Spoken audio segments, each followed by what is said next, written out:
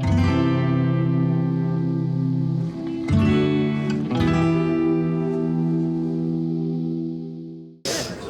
go ahead and call the meeting to order. Beth, could you please call the roll? Oh, sorry. Mr. Bodie? Here. Mrs. Brannon? Here. Mrs. Palmashano? Here. Mr. Truitt? Here. Ms. Wassman? Here. Let's everybody stand for the pledge and a moment of silence after.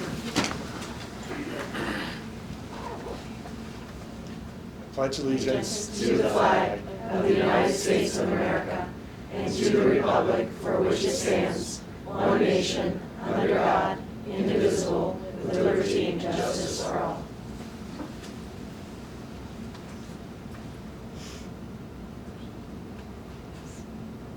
Thank you.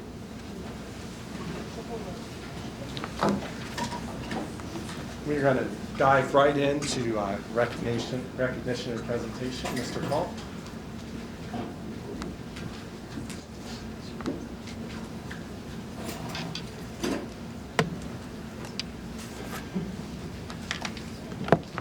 Good evening, everyone.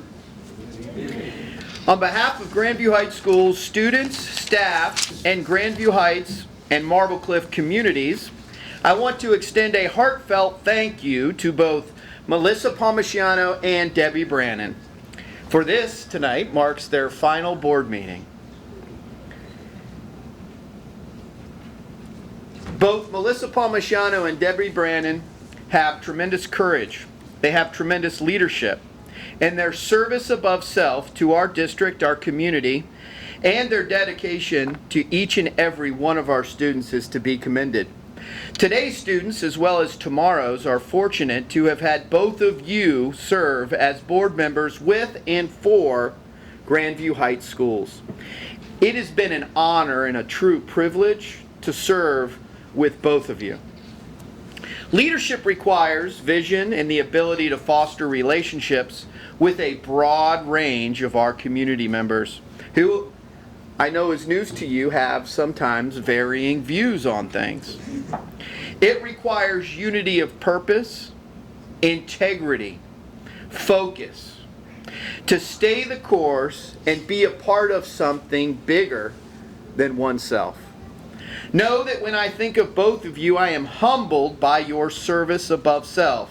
And it is that through your actions, these guiding principles have had a tremendous impact not only on today's students, but for the students of tomorrow. As your official service on the Board of Education comes to a close, please know that your impact will be felt by generations of students, parents, staff, and our community.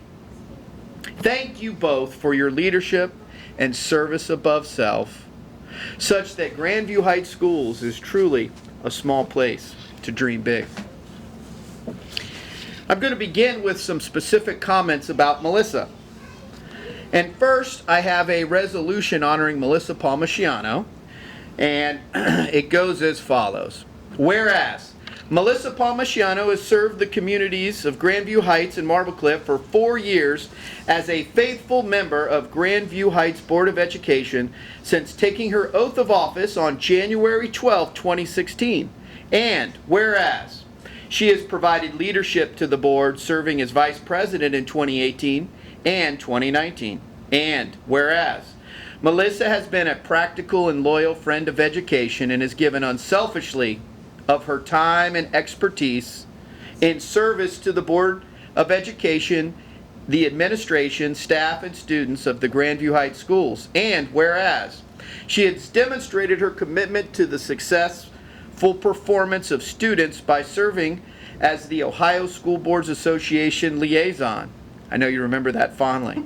As the board's delegate to the annual business meeting for the Ohio School Boards Association in 2016 and 17, and as the liaison to the City of Grandview Heights City Council on all economic matters. And whereas, Melissa is a recipient of the 2018 Ohio School Boards Association Award of Achievement. And whereas, she has also served on the Board of Education's Policy, Communications, and Finance Committees during her tenure. Melissa has worked diligently for the passage of tax issues essential to the operation of this school district by supporting the successful passage of the district's 7.51 mil bond plus 1 mil operating levy in November 2018. And led the renegotiation of the Grandview Heights School Compensation Agreement for the Grandview Yard. And through her tireless and diligent and time-consuming efforts and expertise, our residents' tax rate was significantly reduced. She has represented the local Board of Education outside its boundaries by serving our country as a lieutenant colonel in the U.S. Marine Corps Reserves, as well as serving on the board of directors for Operation Legal Help Ohio, a nonprofit dedicated to providing pro bono legal assistance to low-income military members and veterans, and the Marine Corps Scholarship Foundation, a national nonprofit that provides need-based academic scholarships to children of U.S. Marines and Navy corpsmen. Melissa has served in a fair and judicious manner, supporting the settlement agreement with the Grandview Heights Education Association in 2016, 2018, and 2019, and the settlement agreement with the Grandview Heights Education Support Staff Association in 2016, 2018, and 2019. Always balancing attention to fair salaries and working conditions of staff with economic considerations for the community. She always used sound and objective reasoning on the many critical issues brought before the Board of Education. And Melissa, in personality and character, is a model of loyalty, kindness, warmth, fairness, and generosity. Now, therefore, be it resolved by the Board of Education of the Grandview Heights Schools that recognition of the value of this leadership and service is extended to Melissa Palmisano. And be it further resolved that this resolution be part of the permanent records of the Board of Education, and that a suitable copy thereof be presented to Mrs. Palmisano. Now, before I present this, I do have some more things to say. So I've had the distinct pleasure and honor of working with Melissa now very closely for the last 4 years. And when I think about my opportunity to work with her, I think about her tireless advocacy, her academic press, her leadership skills, and background as an already accomplished attorney, and the timeliness of that background with when we were involved in the Grandview Heights Yard renegotiation of the school compensation agreement, and how, in my judgment, that was a perfect marriage. This has allowed someone with her background and expertise and leadership dispositions to remarkably lead that renegotiation. But for Melissa Palmisano, the successful renegotiation of that compensation agreement of the Grandview Yard likely would not have happened. Through these negotiations and her tireless and diligent efforts and expertise, our residents, all of them, are benefiting greatly. I also appreciate Melissa's ability to bring humor to all situations while staying focused on the big picture and the work at hand. I appreciate and will miss your perspectives and your insights when we are faced with very challenging and tough and complex problems. I appreciate your ability to balance all that life brings. And you do it well.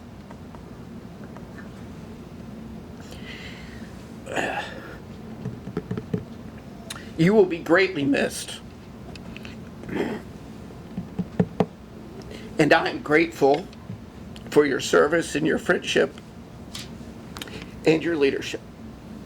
So, with that, I wish you all the best, to you and your wonderful family, Matt, Abby, Madeline, and Gio, who are present here today. So please join me in recognizing Melissa.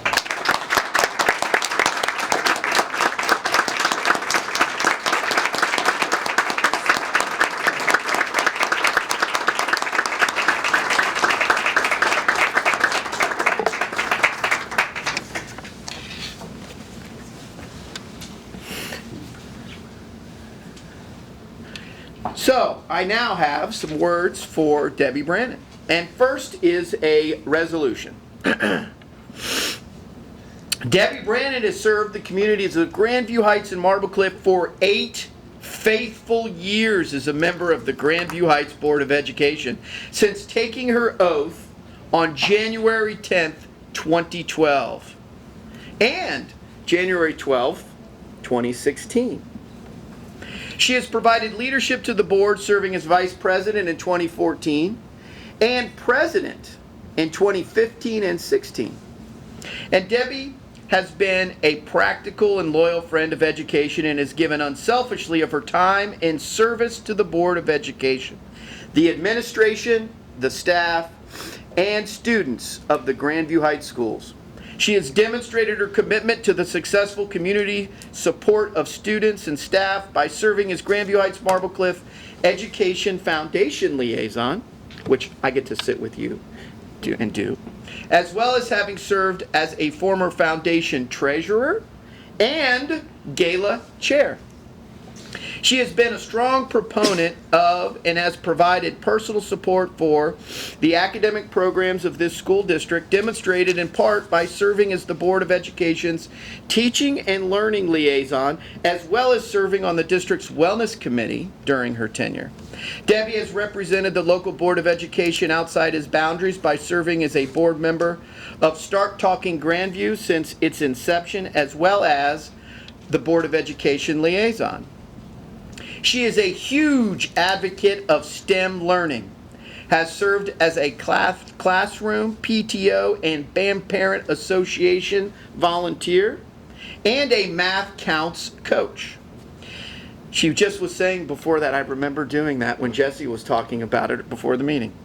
Debbie has worked diligently for the passage of tax issues essential to the operation of this school district, including a 5.9 mil operating levy in November 2014 and a 7.51 mil bond plus a 1 mil operating levy in November 2018, as well as supporting the 2019 renegotiation of the Grandview Yard School Compensation Agreement. She has served in a fair and judicious manner, supporting the settlement agreements with the Grandview Heights Education Association in 2012, 2014, 2016, 2018, and 2019, and the settlement agreement with the Grandview Heights Education Support Staff in 2012, 2014, 2016, 2018, and 2019, and balancing attention to fair salaries and working conditions. Debbie always used sound and objective reasoning on the many critical issues brought before this Board of Education. In personality and character is a model of loyalty, kindness, warmth, fairness, and generosity. Now, therefore, be it resolved by the Board of Education of the Grandview Heights Schools that recognition of value of this leadership and service be extended to Debbie Brannon. And be it further resolved that this resolution be part of the permanent records of the Board of Education and that a suitable copy thereof be presented to Debbie Brannon. I also have a few more words, so bear with me. So one of the unique things that separates Debbie from Melissa is that Debbie, for the good or for the bad, depending upon her point of view, was here when I was hired and when Beth was hired. So again, depending upon your point of view, that could be a good thing or a bad thing. Debbie has served on the Board of Education for 8 consecutive years. Through her actions, Debbie's moral compass and leadership speak louder than any words that I say here today or have said in the past. Debbie leads by example. Many talk the talk, but do not walk the walk. Debbie Brannon walks the walk in all facets of her life.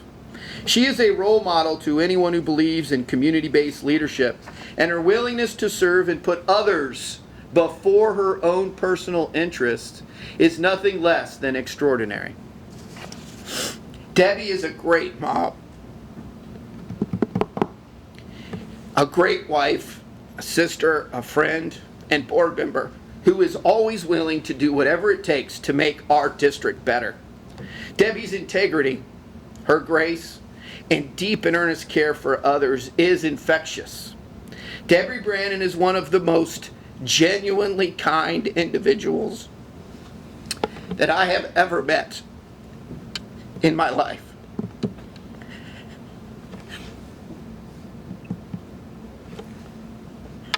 Her selfless volunteerism and insights are always valued.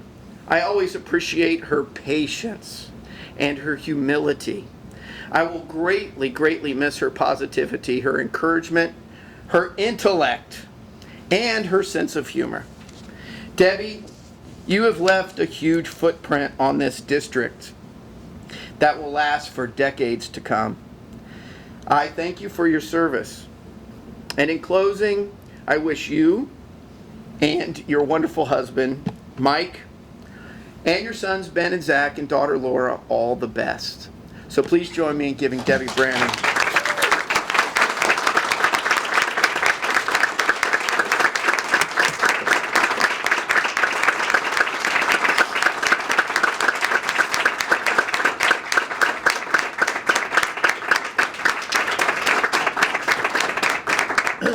So we do have some small tokens, albeit of thank you to both of you.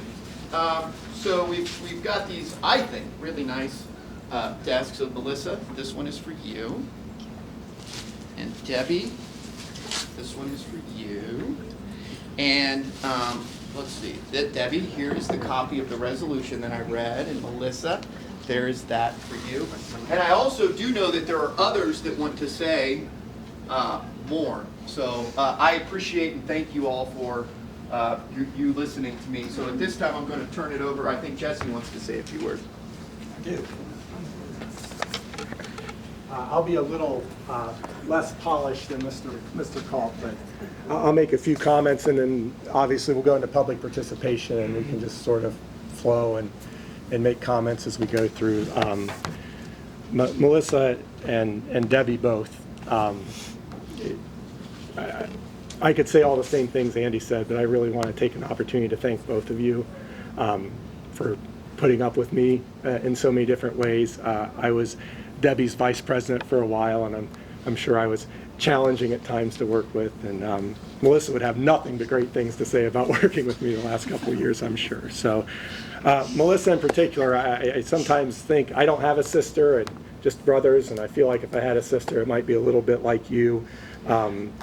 Sometimes keeping me guided, sometimes warm and compassionate, oftentimes putting me in my place, and I really appreciate that.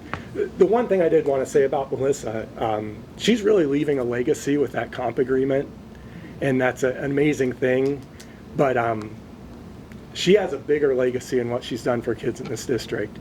Every program we've discussed, every staff that we've been part of hiring, everything that we've done that's best for kids, and I don't want that to get lost in the great thing that you did with the comp agreement, because obviously that's a milestone that you should be proud of, but the work is more than that, and the work is more than money, and your attention to detail, whether it be policy related, but Melissa's guiding force really was what was best for our teaching and learning and students in the district, and with everything she's done with the city, I don't want that to be lost, and I think everyone realizes that's the case, and at the end of the day, that's what's most important, and I appreciate you putting kids first.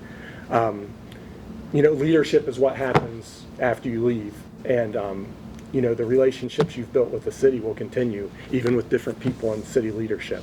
I think Eric and I have already started to dip our toes in that world a little bit, and we can see that. I mean, it's a lot easier because of the path we have. We're one Grandview together with the schools and the library in the city, and a lot of that goes on your shoulder to make the whole community better. So, Melissa, I know you're involved in a nonprofit. Please keep up the public service, whether it's at the city level, the state level, maybe the national level one day. The world, the city, the community is a better place because of that. So. I think this is the longest I've been nice to you in a row in my life. So, but seriously, thank you. And then Debbie, 12 years ago when Karen and I moved to this district, it's been fun. I knew you first through your kids, and it's been fun to see your kids grow up through that time. We had a great district 12 years ago, but I look at, you know, how different it is from when you first started on the board to now. I mean, actual program, actual changes. We talk a lot about how kind and compassionate and level-headed you are, but Debbie Brannon is fierce. She's got some right-minded opinions on things that keep us straight at times, and she's not scared to pull us into that realm, and it's always about what's best for kids. And you know, that advocacy has really made a difference. You know, kids today are able to come out of high school with a transcript that they wouldn't even have the opportunity to have 8 years ago. And all this is through your work too, Melissa, but you know, you saw that 8 years ago where we were, and we had great teachers and great kids, but we've been able to capitalize on that. It's a scary time when you hire a superintendent and treasurer, especially at the same time. I mean, you know, that could go one of two ways. I think our opinion is it's gone pretty well, but you know, you were a big part of that process, particularly because we were doing you know, two people at once. So I appreciate that. You know, it's even though I worked for the district before you're on the board, I just feel like I don't know Grandview Schools without Debbie Brannon. So thanks to both of you for everything. Thanks for everything you've done for our kids. For both of you, this district looks significantly different for our kids than it did 4 years ago and 8 years ago. And you're part of that team's been a large part of that. So thank you both. I'll turn the podium over to whoever else would like to speak.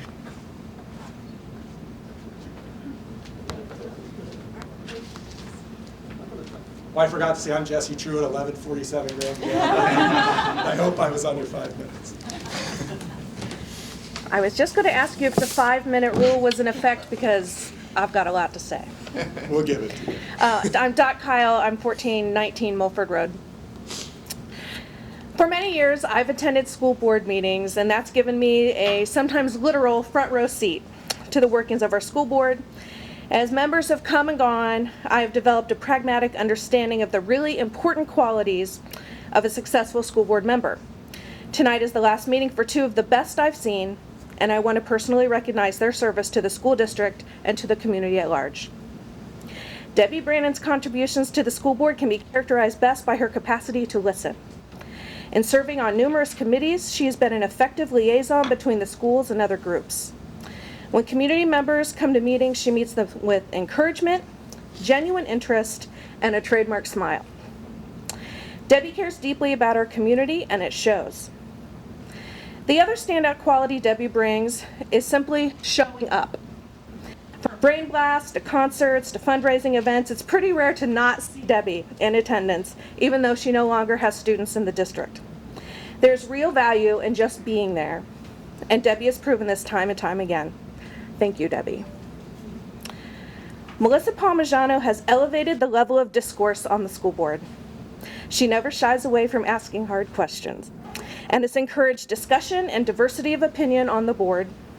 She has shown by example that disagreement among board members can be both constructive and better representative of the voting community. Above all, Melissa is consistently well-informed and prepared. She approaches all board work in a thoughtful and analytical way. Melissa Palmisano does not phone it in. Even on the rare occasions I've disagreed with her, I know she's done her homework to reach her position, and I greatly respect that. Thank you, Melissa. Listening, presence, meaningful discussion, preparation, these are all attributes voters should value in their elected officials. And as we prepare to welcome our new board members next month, I acknowledge that entering into public service in our community, and as a Board of Education member especially, is not pursued as a means of glory, popularity, or even appreciation. Every elected official who serves does so in a selfless manner for the benefit of the community, and our two retiring board members exemplify that service and sacrifice. And so I'll close saying, I know I can't speak on behalf of the entire community, but I also know that I'm not alone in saying thank you. Thank you for your dedication, thank you for your service, and thank you for setting the standard so high for those who come to serve on the board after you. Grandview schools are better because of Debbie Brannon and Melissa Palmisano. We are all deeply grateful.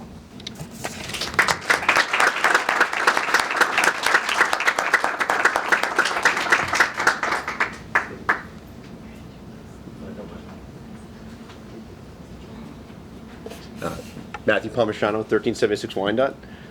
First thing I want to say is just, Debbie, thank you. When Melissa came to the board, you really were the role model. You showed her how to, what to do, how to act, what goals should be, where there was, where there were needs and where there was expertise. And so I know that she really relied on you. The other thing I want to say is thank you to everyone here, administration, staff, support. The district has really done amazing things in the last 4 years, and certainly Melissa was a part of that. But the community, everyone was a part of it as well. And so when she ran, her goals were pretty specific. She wanted to make the place better. She wanted there to be more dialogue. And she really wanted to have more interaction with the city. Those things didn't happen on their own. We're certainly very proud of you as a family, but we're very proud of the community as well. So I just want to thank you for all that.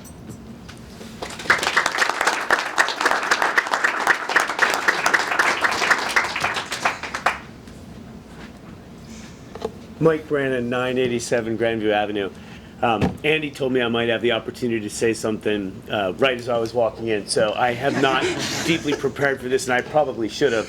But I would like to say thank you, Melissa, and of course Debbie. I know how hard these folks work because I see the binders at home, I see the work at home, I see the preparation. So thank you very much. I also know our kids. When did we start? When did our kids start? 2000, right? So we have 3 kids. They've all gone through the schools. They had a great experience at this high school, a great experience, and they're off doing great things now.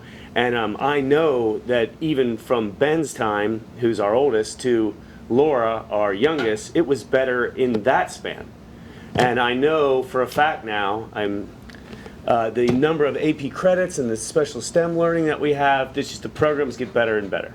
And then I've seen, you guys get hired, and the quality of the schools gets better and better, and it's large part for what the board does. And I'd also like to echo Mark's thoughts that Debbie is very fond of all of you and really values your friendship, and she's had a great time serving, and she's going to greatly miss being on the board. So not only thank you to Melissa and Debbie, but thank you guys for allowing her to serve and really giving her something great for the last 8 years. So thank you.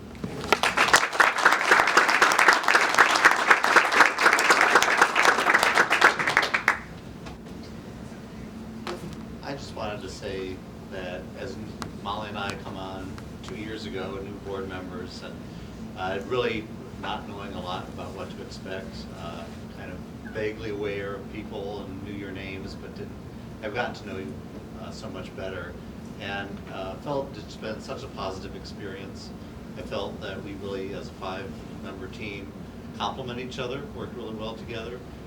It's much better experience than I was fearing. To sum up all of Andy's comments, I think Debbie, people love you, and Melissa, people fear you. And both of those are very, very important things to have at certain times in the school board. So appreciate both your contributions. And thank you for your help individually. This has been a really good first 2 years. I think we finally found the quote to put on that wall. Middle school comments.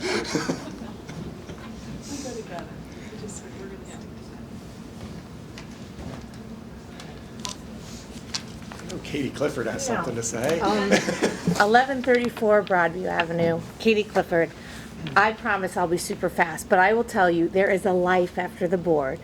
It's pretty good. I'll say it's pretty good to be sitting here. But I know both of these individuals, and I can't say enough. And Andy gets me crying, and I'll get all teary, so I will be short and sweet.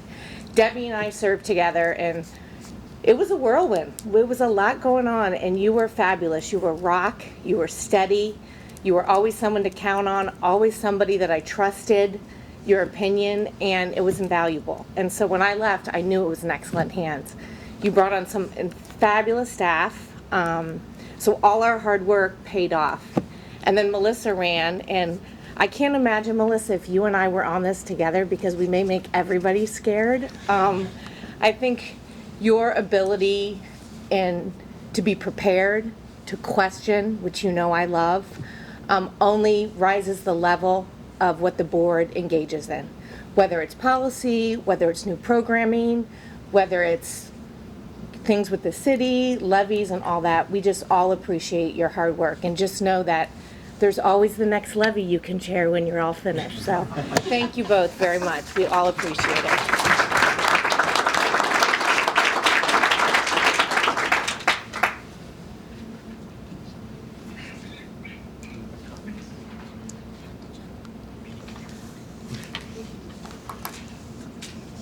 Well, I think the booster presentations have a hard act to follow here, but I believe, I didn't know if Brandon was here yet.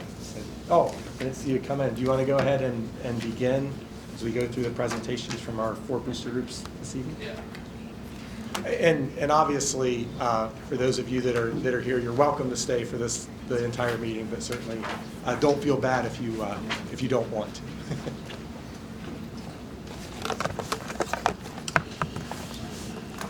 Thank you very much. I'm Brandon Leinoff.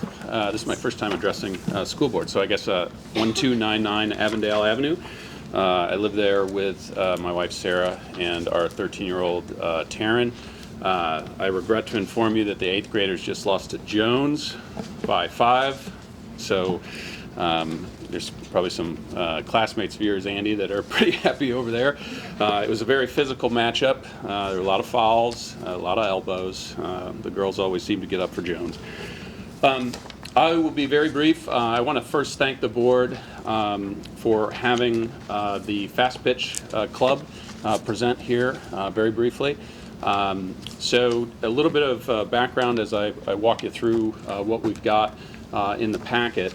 But last year was the first year that my daughter played school ball. So she played volleyball, basketball, softball. And so as she's gotten to this age, I've taken a more of an interest in the fundraising element for sports programs. I also joined the boosters, so I see a number of boosters here tonight as well. Just wanting to do whatever I can to make sure that her teams have the support that they need. And in the process of that, I realized that softball was one of the programs at Grandview Heights that did not have a dedicated fundraising booster club. So I set about having a lot of meetings, thanks to Beth, thanks to Brad Bertani, thanks to a number of the boosters that I met with to understand kind of how their bylaws work. And then I started talking to softball parents and soliciting their input, and then also recruiting them to serve on the board. And I know we've got a number of our board members, including Katie, including Jerry. I think Jill Reichert is our treasurer. She had to leave a little bit early. And so we went ahead and build out a official booster club called the Bobcats Fast Pitch Club. In your packet, of course, we've got our logo designed by Jim Jackson at State of Devotion. We list our board members. What I'm really excited about our board members is that we've got representation from softball parents that are in high school, in middle school, and then also in some of the younger grades. Because the point of this is not just to make sure that our kids have got everything that they need and everything that the softball program wants, but making sure that we can actually leave a legacy and create an entity that will further the Grandview Heights softball program. So Dan Hedepole is serving as our vice president. As I mentioned, Jill is our treasurer. Jerry Bauer is our secretary. Jerry's here. Katie Clifford. Tori Lynch is the varsity softball coach, and she serves on the board. Tigran Medavian, he's one of the parents with a younger child that's playing softball and was playing fall ball as well. And then Julie Rudder. I included the bylaws. They were based originally off of the booster bylaws, and we worked with the school district and the district's council to ensure that they were in line with what they were looking for. And thanks again to Beth for facilitating that. And really the purpose, Grandview Heights does a great job of, and the boosters in general, with the support that they provide the athletic department. This is by no means saying that the softball needs were not being met, because they absolutely were. and there's a great coaching staff that is really dedicated to building up softball here in Grandview Heights.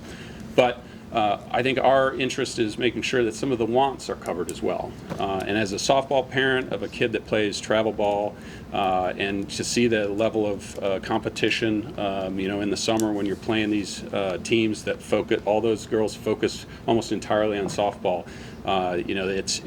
It's pretty eye-opening, the level of competition. And so, in terms of the wants, in working with Tori, there's been an interest to do an annual spring break tournament.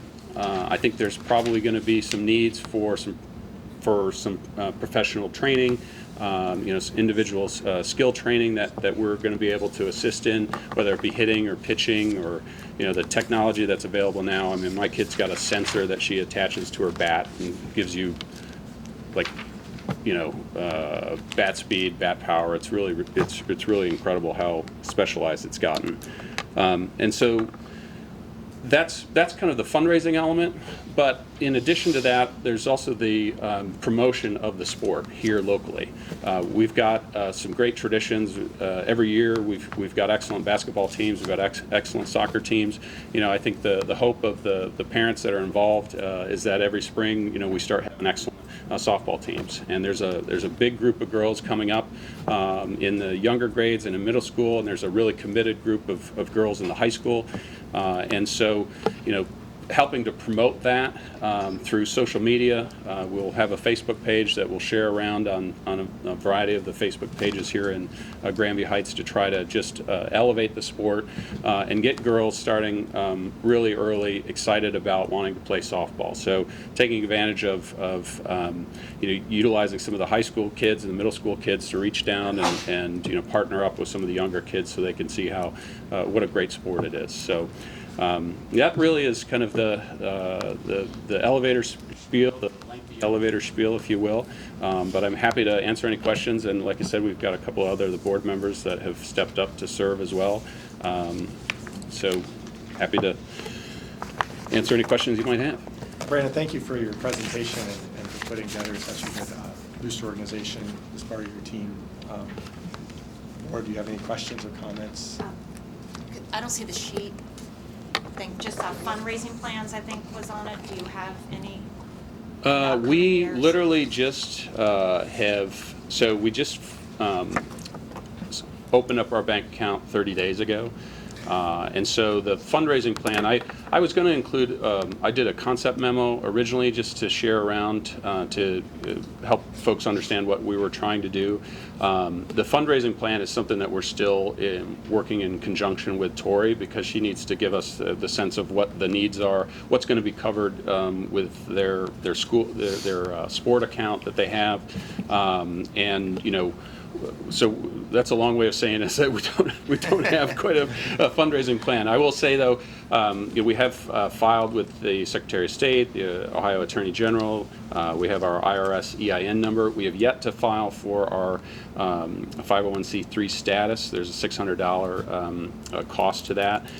My consulting company did make a $1,000 donation to get the boosters off the ground and put some revenue into the account, and that $600 filing fee will probably be the first thing the first check that we cut, because we want to make sure that for donors they're able to write it off on their taxes. So I think I would be thrilled if we raise $5,000 a year, so we're going to start small, but we're going to be realistic because, like I said, this isn't just let's do it for a few years. I mean, the intent is really to be here for the long haul and support the program's growth over the coming decades. It sounds like you talked about it, but there are some other options if you don't want to do the 501c3.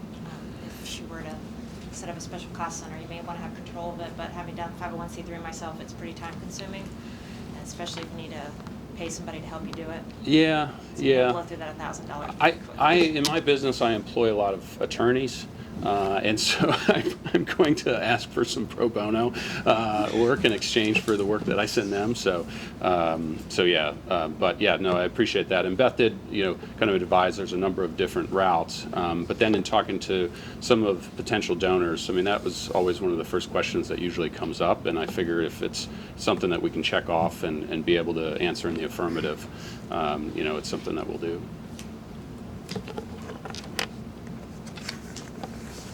Thank you, Brandon. Yeah, thank you. Thank you. All right, thanks, everyone. This representative from RLS PTO, Logan. Oh, I can see you back. Perfect.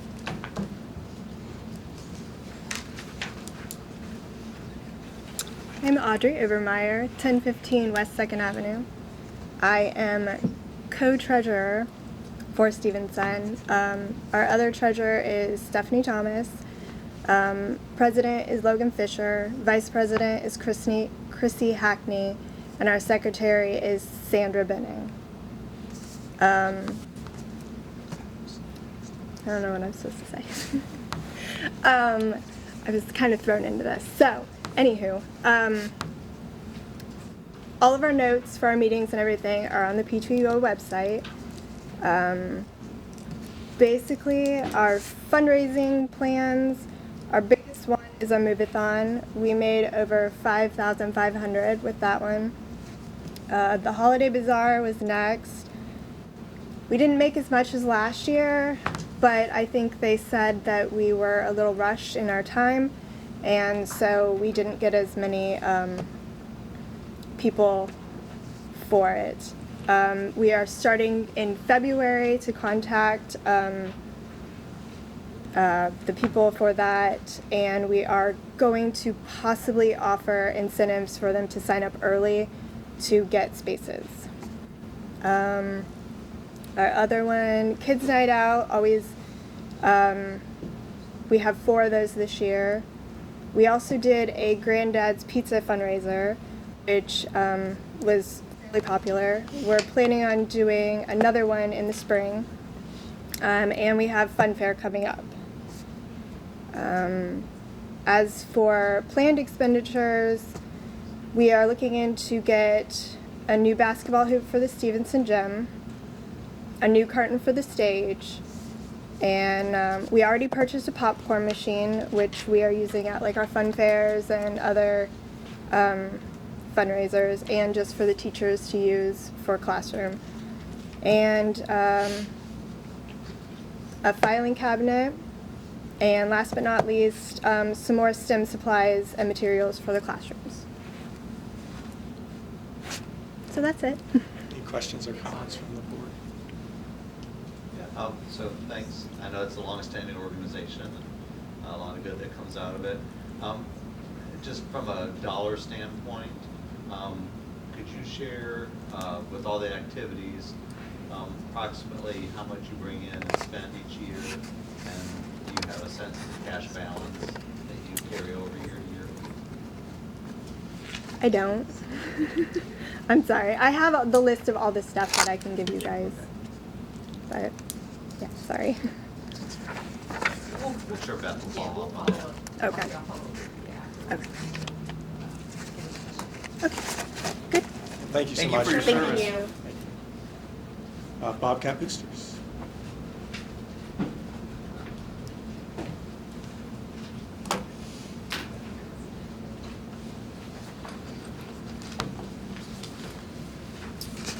I'm Chris Everett, current president, for my last meetings tonight actually, as president of the Bobcat Boosters Inc.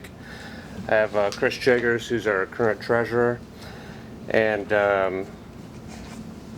you gave out a packet. It's quite a bit of information in there. So you see the list of current officers, which will actually change by next month.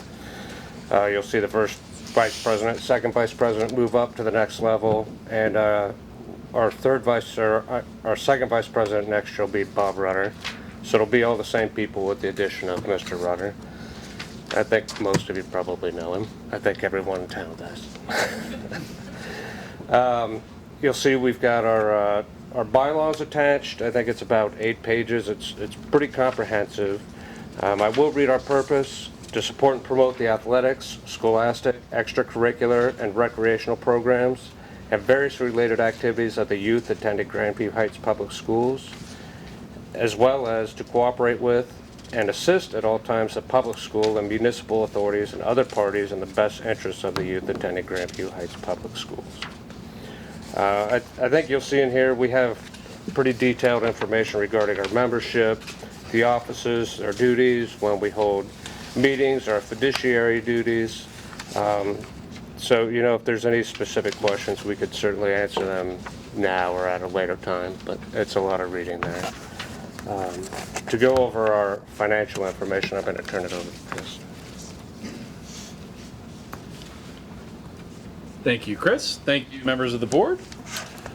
So in our budget for 2020, and I'm finding we're a little different, that we have a calendar year, fiscal year, instead of a school year orientation, but our fundraising plans for 2020 include our annual fund drive, and these are net figures. So we're shooting to raise $39,000 for the annual fund drive. This includes collections for the sports passes, golf cart raffle, and general contributions. Then our Oxros, we're looking for targeting net contributions, net earnings of $28,000. And through the mulch sale in the spring, we're hoping to bring in a net of $9,000. Our expenditure plans for the year are $32,000 to the athletic department. And I think Brandon mentioned the wants of the soccer, of the softball. What we do with that $32,000 for the athletic department is more about the needs. So we're talking about training supplies, uniforms. Just wrote a check out the other day for the middle school boys and girls basketball uniforms. That kind of thing is in the needs department. So we set up that budget every year for the department to spend essentially as they wish. It's they're like, here's, pay these invoices for us, and we're like, okay, here we go. We also have line items for youth football, for GBSA, miscellaneous athletics as a placeholder. We give money to the swim team. Out of our fundraising income, we give money to the school for the sports passes. So I would say that goes to the represents part of the attendance fees for the school sporting events. And our target for this year, for next year's budget is $13,000. Out of the Oxros, we also give money to the classes. Each high school class gets money out of that. Our budget for that is $3,000. It's based on a combination of how much the games bring in at the Oxroast, as well as how actively they participated in it. We also have line items for Bobcat student support, which is where we're helping send kids to camp. I think that's a 5th grade camp that usually is asking for those scholarships. We also have First Robotics. We also have a line item for the musical. That's we're increasing that to $2,000. We like that one in particular because it covers such a large number of students. I think all the things that we do cover a large number of students, but it's nice to be able to justify giving somebody a bigger budget, because when you see all the kids that are on stage and backstage, it's a pretty big crowd. Another one of our significant programs every year is $10,000 that we award to graduating seniors for college scholarships. So that's a $10,000 item there. We set aside some money for the the senior class party and the junior prom, and we also set aside some money for the yearbook. Also included in the handout is our most recent financial statement. It's basically our budget and actual performance to date. When you look at that, those numbers are gross. So that if you compare that to the line items on the front page, there's a little difference in that. The numbers in our revenue are the net numbers. So just a heads up on it. Any questions? I notice on the current officers, I think you left off head ox. I think that's a term to art for the second vice president. So that's Rob Sterniger this year. Chris, what is the first line item under your income that says That's also another term to art for the annual fund drive. So that's our door-to-door That figure is amazing. We're going door to door. It is amazing. We have the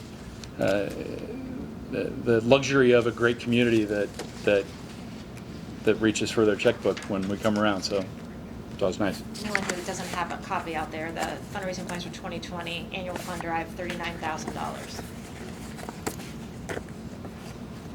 Chris and Chris, just want to say, great organization. Appreciate your keeping it going. I know from my time as a booster, what I really appreciated was 30 people, all very much there and not only active in the events, but the decision making too. I think that was really important. That it's not just a couple people getting together, but very organized, reaching out, really debating back and forth ideas. Yeah, there's a lot of robust discussion. Robust discussion is a good term for it, right?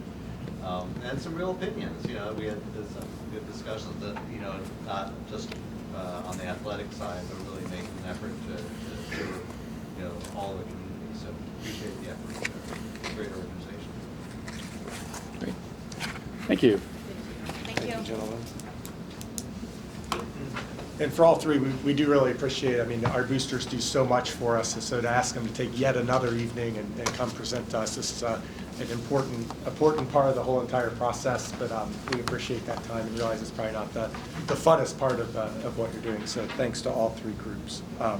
Andy, do you want to introduce our next? Our next presenter is Kyle Mahan, Director of Food Service, and he has a presentation on next steps. Let me get it up here.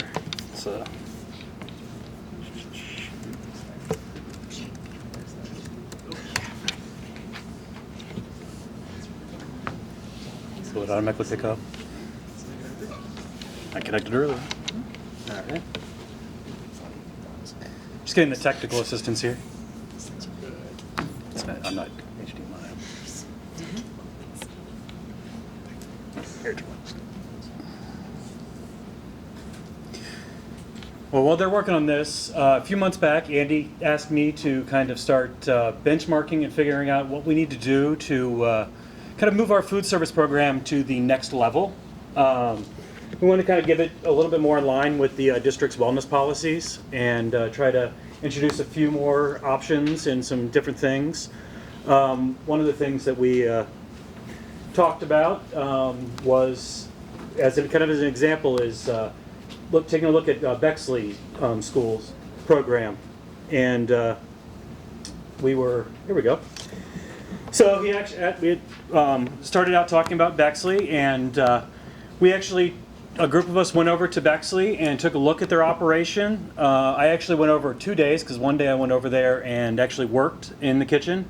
So I really got to work side by side with their food service director, really pick her brain, and kind of take a deep dive into what they're doing and how their operation runs. So when we went over there, I looked at the menu, we looked at some of their a la carte offerings that they're doing, kind of their style of service compared to what we're currently doing, and some of their packaging solutions, because they're using a little bit more sustainable packaging than we are currently. So then also I talked to them about the equipment that they're using and the staffing needs that their staffing that they kind of need to run their operation. Went over some of their menu items and compared it to what we're doing. And actually, I stole a few of the recipes. And this food service director said that I can come anytime to get their recipes, so I have quite a few of those to possibly use down the road. And then actually, we observed the lunch operation. When I actually went there and worked, I helped serve the students, so that was enjoyable. And then after we kind of observed, we sat down as a group and kind of had a discussion about what we'd like to see our food service operation look like in the future. So what Andy asked me to do is kind of look at our current operations, see what changes we can make, and see what we can do. And then one of the other things that, kind of fortunate the way that we're falling in line here is with the new construction. This is actually the direction that I wanted to go when we first had the initial discussions with the construction team. And when I worked with the design team, a lot of this was the direction I wanted to go already. So we were kind of already headed this way. So just kind of a comparative analysis between ourselves and Bexley Schools. I only looked at one building of Bexley. They have a school that is K-12 all in one building. It's about 1,300 students in that one building. compare that to our district's total size, which is about 1,100 students roughly. So staffing is a big difference because they're doing a lot of scratch-made dishes, plus they're offering a lot more variety. So of course that takes time to make. So right now, just for that one building, they have 42 hours a day of staffing hours. So they have 4 employees at 7 hours a day, 4 employees at 3 hours a day, and 1 2-hour a day, compared to us, where we, district-wide, have about 24 hours of employment, with 2 employees at 6 hours, 1 4-hour, 2 at 3 hour, and 1 2-hour. Like I was saying before, their entrees, they did have quite a larger variety. Some of that is due to their just their equipment for the display and their space, but also it's a lot of it's due to the efforts of their team there. So currently we are offering 3 to 5 entrees a day, depending on kind of what we have left over and what we can still offer from the previous day. Looking to increase that. Another piece that they're doing there at this one location, they're offering breakfast to all the students, where there was quite a few students coming to this one location getting, they offered coffee and a few other little things that the students would take in the morning. Right now we are doing similar at the high school with a few more like grab and go snacky kind of things in the morning, and we are also offering a reimbursable breakfast at Stevenson Elementary to the students that need it at the time. And it's open to all students, of course. This is a few pictures of some of the stuff that they're actually offering at Bexley. If you look at the top corner there, they're offering paninis every day. They have down in the bottom corner there, they're making their own hummus, so they're doing a hummus entree that's available to the students. They're offering a soup as a vegetable side, which I would like to do here and get some of those. That's a lot of the recipes I stole. Below that is they do some smoothies. There's a nice picture of their fruit and vegetable bar. We did implement salad bars at all 3 locations this school year, and ours isn't as bountiful at the moment, but it's been trial and error to figure out what the students like, and trying to keep it full, but also within minimizing waste as much as possible. But they're also offering composed salads, which is the one below that. So that's kind of a Greek salad there that's the students can grab and go, and it's already prepackaged. And then the large picture here is a good example of their merchandising. So this is a selection of items, cold items. A lot of that is a la carte.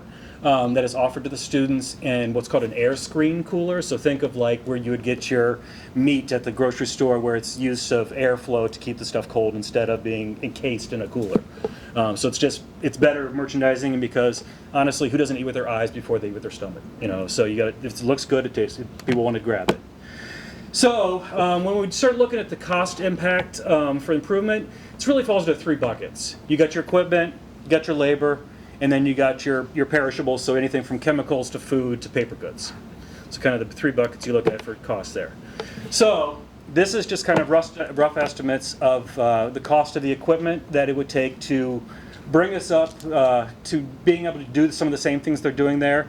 So anything for actually in the food prep with what's called a tilt skillet, which allows you to do a lot of operations, like from braising to stewing to just sautéing or searing.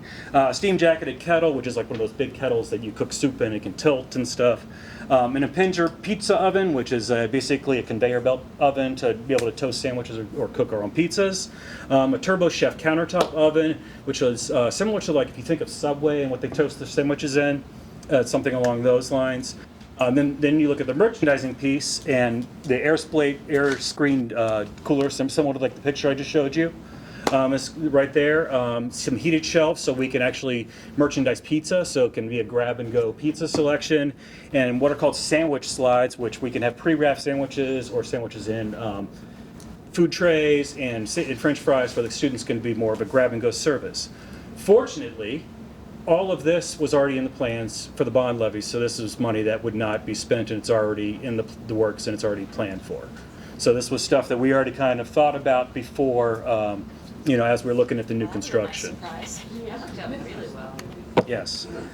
So right now, this is what I'm looking at possibly adding to be able to bring us up to a level and be able to produce a few more items. So I'd like to add about 2.5 hours of labor per day to the high school, an hour and a half to the middle school. That is the per annual cost for the additional hours And then adding another 2-hour position at Stevenson. That's what the annual cost on that would be, to add that the extra hands there to help increase some of the production that's going on over there. And then after we do the construction, and I don't know if any of you have seen the plans of how the kitchen is planned for, we are actually planning for a centralized production kitchen with a servery on either side. So we would probably need a 2 to 3 hour position to help with production, also to help serve and backfill. So but that wouldn't be needed until we have the new kitchen, which I think the earliest date for that would be fall of 2021, when we're looking at the new kitchen and new service. So it all falls in plan. So some of the cost changes when you're looking at just the food and packaging, you're going to have actually a slightly lower food cost because you're using a raw product instead of a pre-processed. Because you're not paying for someone else's labor, you're paying for your own. So when you're using a raw materials, it costs a little bit less to actually produce the food. However, there will be probably a cost increase because with adding more entrees, to try to have that final student that comes to the line have the same offerings as the first student that comes to the line, you're going to have a little bit of waste. It'll take a little bit of time to work out the bugs and what they're going to take and find a good menu mix to kind of par down that waste as much as possible. But there will be a little bit extra waste than what we have now. And then also we're going to have an increased package cost because if you go to more of a grab-and-go style service, it's really hard for one person to be slopping everything onto a tray to be able to serve that. So you want to have it packaged for the students can just grab it themselves and move along the line. It's actually much more attractive as well to have it all laid out there when you have it all in a row. So kind of projected costs, your estimates. So in 2018-19, these are our actual costs. So we ran about $7,500 worth of equipment and repairs for the school year last year.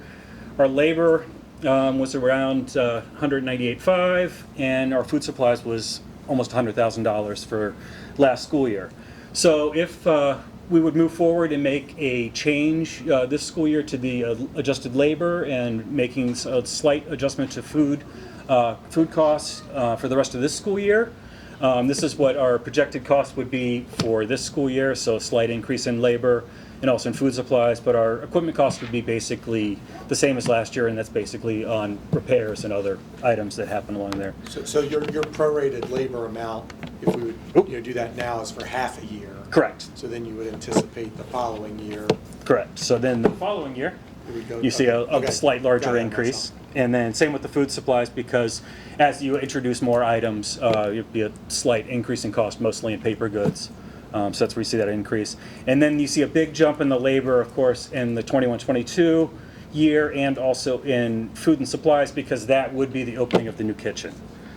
So we would be adding that extra labor piece plus having a lot more options because we would have the increased marketing and merchandising capabilities. So right now, if you looked at the cost difference outside of bond funds, this is the labor increases, how much it would be each year over the next 3 years, and the anticipated food supply cost increases over the next few years. So right now, as a baseline, we continually run a deficit in the food service program. Last year, we ran a deficit about $52,000. And then with those increased costs, assuming there is no increase in revenue, this is what our incremental deficits would be. But if we're making these changes that I'm looking at making, I seriously doubt we won't have an increase in revenue. I really anticipate an increase in participation in a la carte sales. So some of the things that we're currently working on now for our next steps, I sent out actually yesterday some surveys to parents and students. Those parents, I hope you received my 2 emails, because the first email had an incorrect link in it. I apologize for that one. But I also thank the parents that have taken the time to take the survey, and if you haven't yet, please do. I appreciate the input. We actually also incentivize the students to try to take the survey and give us their input by offering the students, if they take the survey, we put an extra $1 on their lunch account so they can buy a bottle of water, a bag of chips, something tangible for them to have. So as of this morning, because I went through and added all those dollars, we actually had over 100 student replies so far. So we're gathering some good information, and I didn't really look at the results. I just kind of looked at that number to get them their money. So they were asking about it already at 7:30 this morning. So we got it in there as soon as we could. So I've been also working with my kitchen staff because there's going to be a lot of change. So in a big hurdle is change. Change is a hurdle for everybody. But I've been really working with my staff and telling them what I would like to do in anticipatory of all these changes, trying to make that hurdle smaller. So they're ready for some change. And actually, I've gotten some really good buy-in from my team and they're really excited about these changes. So even if we have to work within our current parameters, they're ready to move forward on some different changes. And then one of my plans, if we're making it or if we're purchasing it, I would like to introduce another cold entree of a hummus entree, which would include hummus, some vegetables, and flatbread as a entree available to the students. So I'm looking to have that available every day to the students in January. That's it. Any questions? I'm sure there are some. Kyle, can you go back to the slide that has the cost increase? This one? So if I'm looking 1920, it's about, if you implemented changes, would it be 10 in the 1920 school year? Correct. Would it be another $10,000 for the latter half of this current Yes. school year? Yes, outside of what we normally run. And that would include hiring someone new or adding more hours to current employees? Both. Because we would have to add another person over to Stevenson. Thing about Stevenson, since we're not making any construction over there, trying to work within their current layout, trying to add a few things. And actually, I worked over there myself today, and sometimes the second hands are needed. And if we are producing more items, because like one of the things I would like to introduce is a fresh fruit option every day. And if you're trimming down like a fresh pineapple or melon, that takes time. And even just adding the salad bar was it's a push on my girls to get everything produced for the day. So adding that extra piece is really a necessity. So that's the added position, but then the other ones would be additional hours for the current employees. Yes, sir. Just talk a little bit about participation rates now and what you think might be goals. Sure. If I just kind of look at meals in general, a number of students that are taking what's called a reimbursable meal through the National School Lunch Program, at a average over at Stevenson, you're looking between 100 to 170 on a good day, or actually it was almost 200 today because we offered Romeo's Pizza. But on average, you're usually looking about 120 to 130 students participating there. I would like to see that increase as much as possible. Maybe get it up to close to 200 every day if we could offer a few more things. The middle school, they are close to about the same amount of meals, but we're looking at higher a la carte sales at the middle school because some students will come up and just buy a sandwich, or they'll buy that second sandwich, and then we also offer snacks there as well. So you're looking, maybe an additional, say $200 to $300 worth of a la carte sales a day on top of the 120 meals. The high school, since we have open campus, and depending on the day, if it's a Monday when they have an hour for lunch, our participation, you're looking about 30 to 35 students getting lunch.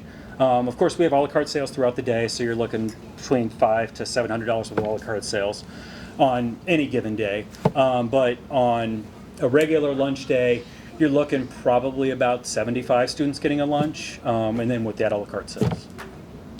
But I would like to increase it. Somewhere around 300, 350 total? Yeah, per day. So Yeah. about less than a third. Exactly. So I would like to increase that. Yeah, and especially at the high school level, I know it benefits the community and it benefits the businesses around here to have the students go out for lunch, but if we can keep them in-house, that'd be great.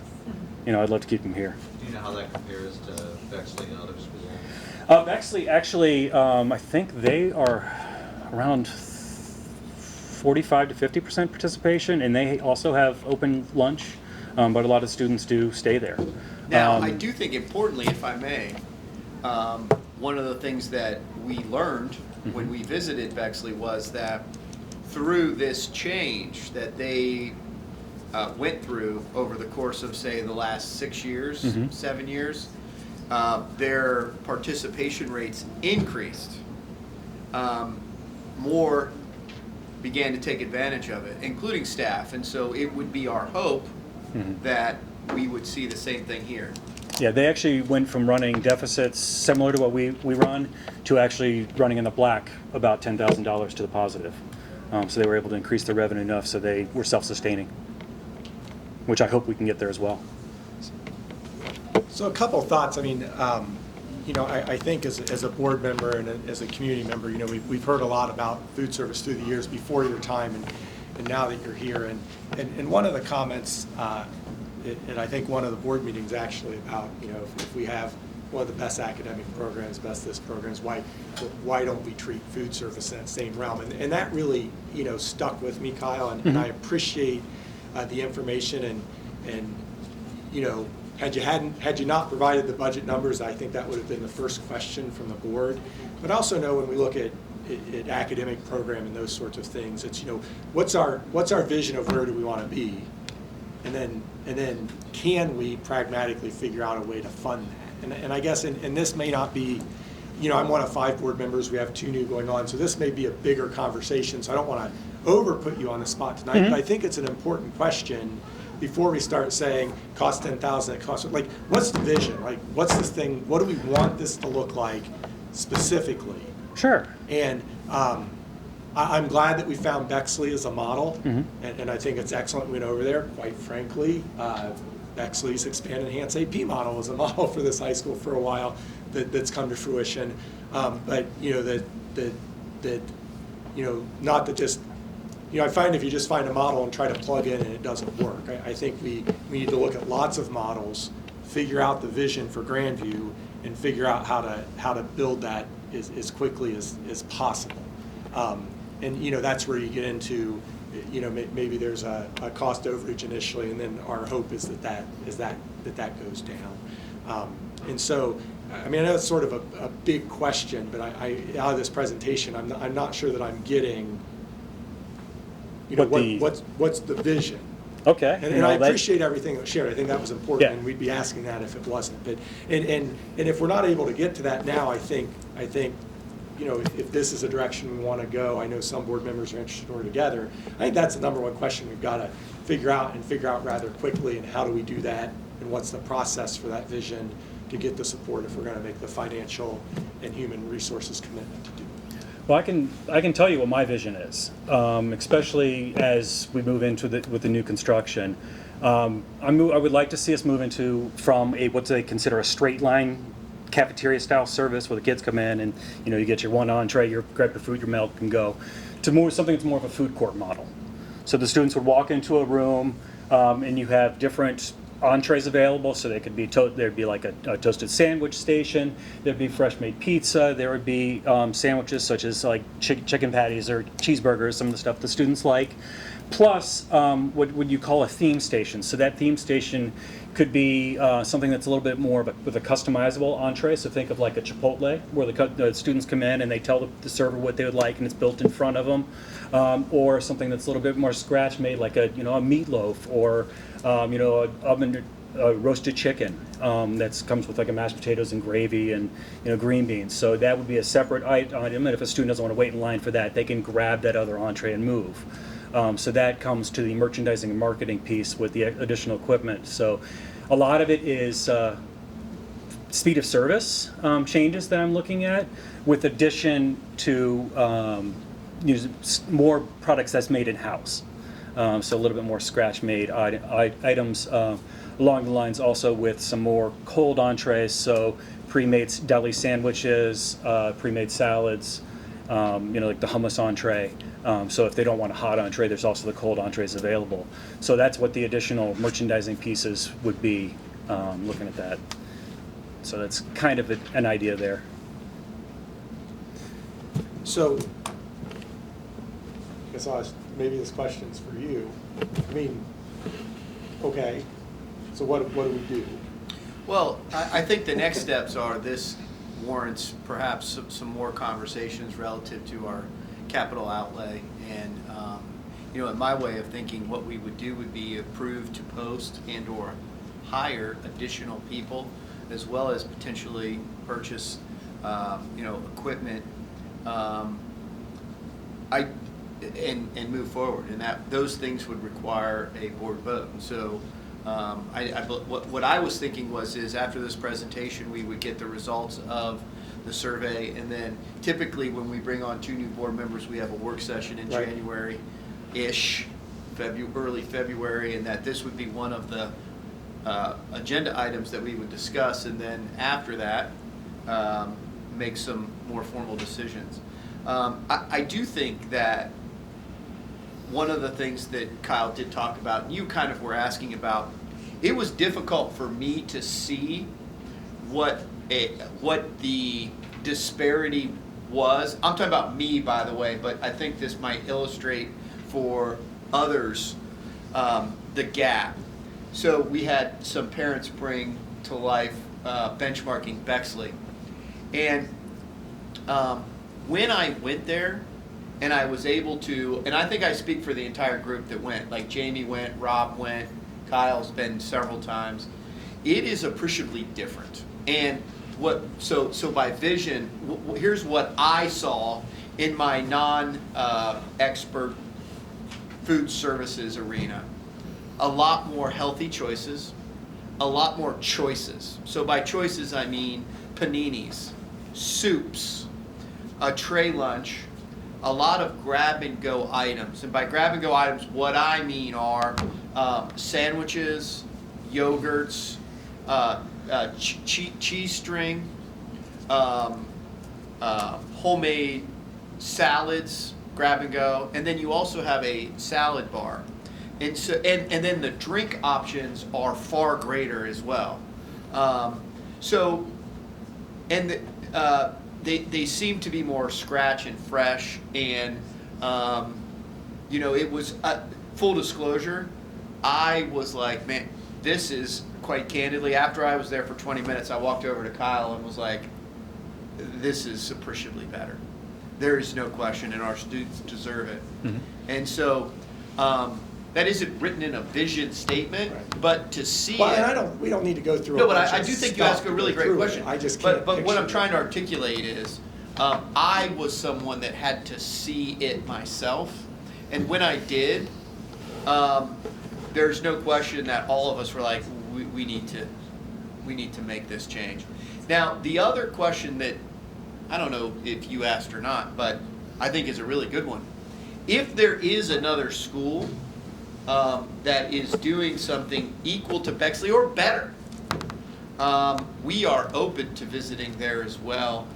One of the challenges that we had or have had is finding places that are good to benchmark.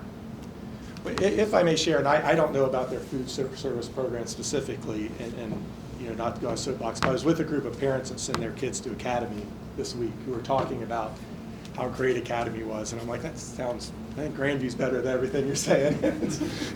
But neither here nor there. I've been in those spaces not during the school day, and the food service area is certainly Academy, Wellington, more because they're our size. I mean, there's a scalability in this, I'd imagine. If you go to Westerville North and you're serving 2,000 kids every day, it's going to be a little bit different challenge. So it may be worth, I don't know if those programs are any good or not, but to look at a few other options. Well, I would say there's a lot of interest in this, and I'm interested. I don't want to talk out both sides of my mouth. I want to make sure that we have a well-planned vision, but I also want us to move. And it would seem like there's some things we can do. And once again, I'm only one of 5 board members. It's not up to me to make financial decisions. I will say, and I've said this before publicly, it's interesting to me that with food service, we always talk about the loss in the food service program, and we never talk about how much we lost air conditioning the building last year, or how much we lost heating the building, or how much we lost replacing carpet. I mean, if it's an expense we're going to make, and it's an expense we're going to make, and I'm relatively comfortable with that as long as, I think the board understands the vision, and with whatever expenses, what metrics. So if we would decide in January or February, or if I were to move to allocate $10,000 additional right now, dollars to the food service we department do, right now. I would want to know what the differences, what are the metrics that go with that? Sure. What are we going to see differently as Well, soon as that staff is Yeah, up and running. well, and what we would do is you would start seeing a few more scratch-made entrees, multiple options. I would probably move away from getting a lunch count at the middle school because there would be a lot more entrees available. Like we were saying, the soups every day, starting, vegetable side starting from raw cut vegetables. And one thing about this is my staff's ready to roll. So whenever I get the thumbs up about it, then we're ready to move on it, to start implementing a few new things. And I'll try to use our equipment as best as possible, what we currently have, without having to buy any new equipment. So I might have to make some adjustments to the way that we're serving. But I would work within our parameters as best as possible to be able to offer that as attractively as possible as well. Although I'll agree with Jesse that the vision isn't super clear, but I think, at least reading the board enough, that everyone is supportive of the move to have our cafeteria program support our wellness initiatives, and right now we're not doing a great job. I know kids love Bosco sticks and chicken waffles, but it's not wellness. And if your staff is ready to move and you're saying that you need another $9,985 to make positive change for this current school year, I will move to allocate additional $10,000 to the food services department so you can get moving on this. Oh, we're initiative ready. This school year. We are ready. Second. Third. I'm sorry. Just want to say something. Beth, Discussion. any discussion? Well, just before, I would just echo, maybe put a little bit different spin on your words, Jesse, that I would want to see kind of what success looks like so we can monitor, and I think about not just how it looks, but also participation rates and the dollars. Well, I would welcome the opportunity to come back and present that, maybe 2 or 3 months down the road, and see where we are. And I'd say, And not just like where do we go, but I would like to see what you were saying. Here is what I think we can do, and so then a year from now or 2 years from now, we'd be able to say this was the goal. Have we gotten there? Sure.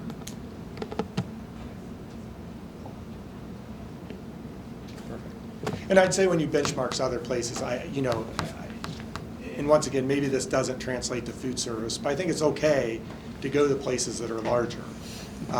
When we designed this building, we got ideas from a high school that's twice the size as our district. We went and looked at that space. And so, and the same thing, we didn't say, well, we only offer 4 AP classes because we're the smallest in the county. Yeah. And so, I think let's not limit. With our other programs, we've found success not by letting size be a barrier. So. And I have a lot of experience working with other districts. I used to work for Aramark as a contract feeder, and I was once the food service director for Hilliard Schools, so I kind of, I've seen the large end and some of the smaller districts as well, so I understand what you're saying. I think we have a good start here, and then I think we have a lot of work to do. So the way this would work then, allocating the additional funds, what we generally do is operate until the end of the year and look at what that deficit balance is, and then we make a transfer from the general fund into that to bring it back to, in the black. So just kind of to clarify, Melissa, what your motion would be is basically authorizing Kyle to move forward with the changes that will result in those additional costs, and then at the end of the year, we will transfer over that, if that, just to make sure our understanding is all. I move to do that. Any other discussion? Beth? Okay, Mr. Bodie? Aye. Mrs. Brandon? Aye. Mrs. Palmigano? Aye. Mr. Truitt? Aye. Ms. Wassman? Aye.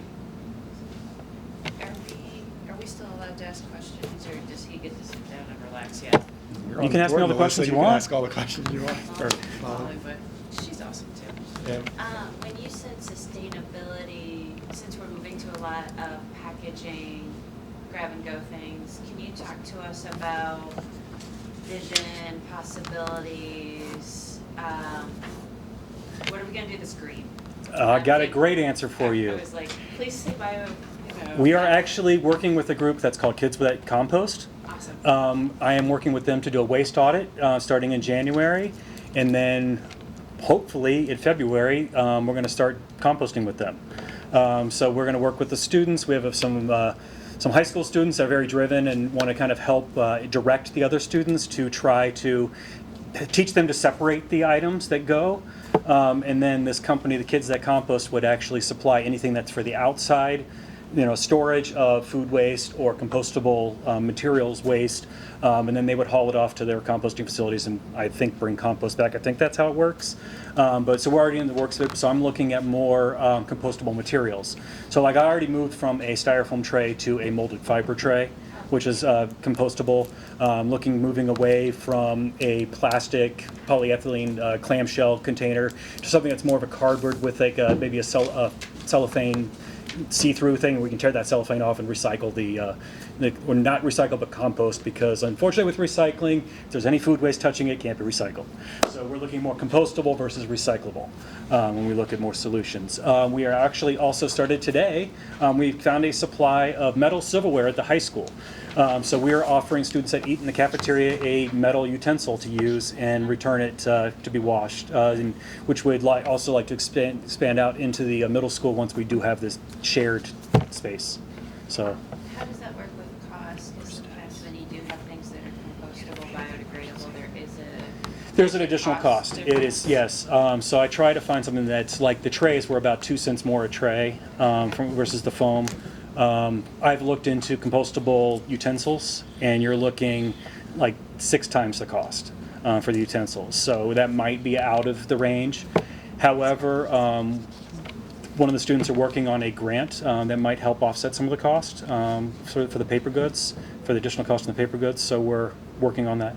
and the thought of taking like actual silverware to Stevenson is a possibility, is not a possibility? Stevenson probably not, because of just the capabilities that we don't have a dishwasher. We have to do it in a 3-bay sink. But we have a dishwasher here at the high school, and we'll have a dishwasher in the new construction, so we'll be able to do that for that. Not a kind of dishwasher that would support like a hard tray, but definitely like a couple runs of silverware would be no big deal. So, Thank you. my pleasure. Any other questions? Anything else for Kyle? Thanks, Kyle. No problem. My pleasure. So rock and roll. Can I have a motion to approve the meeting, the regular board meeting minutes from November 13, 2019? So moved. Second? Questions, discussions? Beth? Mr. Bodie? Aye. Mrs. Brandon? Aye. Mrs. Palmigano? Aye. Mr. Truitt? Aye. Ms. Wassman? Aye. Can I have a motion to approve the special meeting minutes from November 26, 2019, where Ms. Brandon, Ms. Palmigano, myself were in attendance, I believe? So moved. Second. Beth? Mr. Bodie? Abstain. Mrs. Brandon? Aye. Mrs. Palmigano? Aye. Mr. Truitt? Aye. Ms. Wassman? Abstain. I don't mean to go backwards. Can you make sure the board gets a copy of that PowerPoint? Yes. Since I have so many questions. Thank you. Buildings and department reports, once again, I very much appreciate the effort that goes into that. That just really give the board a sense. Any questions or discussions from the board from the building and department reports? And if not, we'll turn it over to Beth. Beth, you're up. So, just real quickly, I'm just going to highlight the executive summary, the front page on our November financial reports. At the top, I have noted that there is one report that has been updated. We'll talk about here in just a moment. Just to kind of go over the highlights, our interest revenue in our general fund for the month of November, $56,825.45. Our general fund revenues are as expected. I've explained there the major revenue sources. One thing I wanted to point out is we had an additional $10,097 from the Grandview Yard pilot dollars that came in. And what this was, it was kind of a one-time, kind of something unusual. The Franklin County Auditor's Office refunded a portion of the auditor and treasurer fees that are collected by state statute out of our tax settlements and refunded those to the local government. So every local government in Franklin County got some money back on those fees that were deducted last year. So that came through as $10,000 for our Grandview Yard money. And then the next line item down, you'll see we received another $46,913 that goes right back to our general fund of money that we did not have budgeted. So that's great news. And I did send Auditor Stenziano a. Well, 10 grand's budgeted now. Well, yeah, exactly. And then the other thing I wanted to point out, and thanks to Melissa for her help with this, we got our first make-whole payment for the Tri-Village storage property down on Goodale, the Brexton building. So the agreement is a 12-year abatement. The first year of it was tax year 2018, collection year 2019. So this $6,578.95 is the 2019 payment, and that will continue for 12 years. The agreement is actually written wrong. It says 2018 to 2030, which is actually 13 years, but it is supposed to be for 12 years. So just wanted to point out that we did finally get that revenue. So look, general fund expenditures, we're 41.7% through the year. Our salaries, benefits, and purchase services, which make up almost all of our budget, are at 39.9%. So we are just under what we have budgeted for this point in the year. And total expenditures are 41.1%, so within 0.6 of our budget. Again, just as expected. Our bond retirement fund, just to point out, we did make our last bond payment on our 1996 bond issue, so that is completely finished at this point. There is a $178,000 balance, a residual balance left in that fund, and by state law, that money, if there is another bond retirement fund, gets transferred into that. So early next year, we will have a transfer recommendation on the board agenda for the board to officially approve that, moving that into the new bond fund. And then that next line should say the first bond payment on our new 2018 bond levy was also made at that same time. So we have our first payment already paid on our bonds that are issued for our facility project. Construction fund, our interest earnings for November were $104,469.29. I met with our investment rep in the past week or two, and we're just working very closely to coordinate those draw schedules and maximize keeping our money invested as long as possible to maximize our interest earnings. So anyway, that's something that we're going to monitor very closely as that project continues. 25.6% of our soft costs have been spent. We have paid all architectural fees through September. Our current fund balance is about $52.9 million. And then finally, our permanent improvement fund, current fund balance is just over $300,000. The cumulative donations that we have received are $2,756.72. That changed just a little bit from last month. But keep in mind, this is as of November 30th. So we have received a couple very large donations in the last several days that we'll talk more about here shortly. And then if you flip to the third page back, I just wanted to show you that Grandview yard estimated versus actual revenue.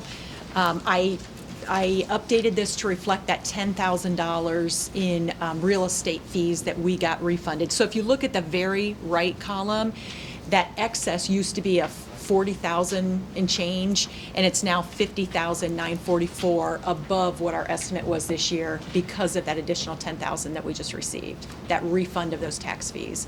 So this worksheet, I've explained that this is only going to really change a couple times a year, but this was kind of a unique situation, a little bit of additional revenue. So this did update actually. That's all I have, unless there are any specific questions on that.